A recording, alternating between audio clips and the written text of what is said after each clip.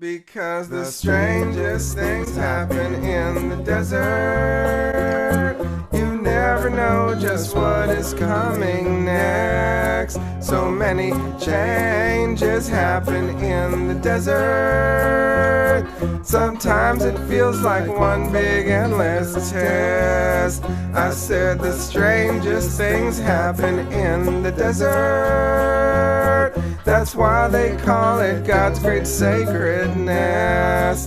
So many dangers can happen in the desert. Sometimes the Nile beckons me to regress.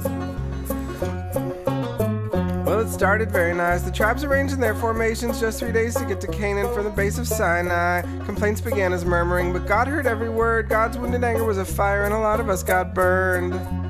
But that just fed a vicious cycle, and we lusted after meat, remembering all the food in Egypt where we gorged ourselves for free, like melons, garlic, onions, cucumbers, and things that you could chew. All the manna that God gave us was like bird food crossed with tofu. Yeah, but still, when we woke up in the morning, we would find it with the dew. Yeah, okay. That was pretty cool. It didn't stem the angry crowd that drove Moses to the brink. He said to God, I'm not their mama. God said, shut up, let me think. Moses strides on past their tents, families weeping where they stand. He said, God, please kill me now. God said, hey, now here's the plan. Tell them flesh is what you want, you'll have enough to fill your throats. I'll raid down birds for 30 days until they're bleeding out your nose. This freedom I have given you is free, give it a try. Of course, we gathered up the poultry and we heaped it into piles, while the mouths of all us simpletons were watering in tents. Joshua tried to stop new prophets who we thought were too intense, but Moses said, what are you jealous? Let the prophecy abide. And as we lifted up our drumsticks, by the thousands we expired. And I was one of them that died. He called the place Grave of Desire. And as a postscript, let me add a little something I observed while my soul hovered above the desert. This was heard. Moses' brother and his sister, hardly candidates for strife, had gathered up a little nerve and come to mock his choice of wife.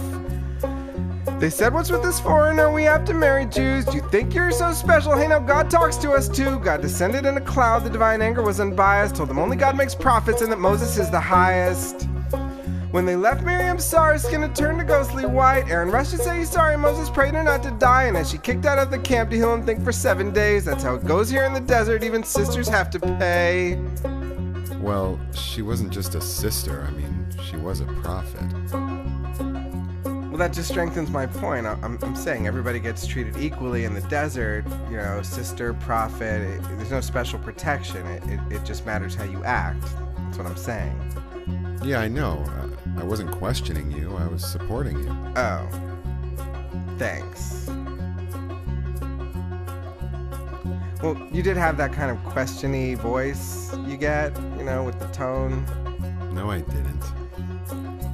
Alright, let's not fight. That's where our weekly story stays. Because the strangest things happen in the desert. You never know just what is coming next. So many changes happen in the desert.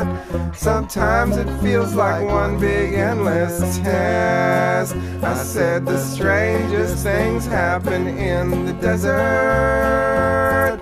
That's why they call it God's great sacredness.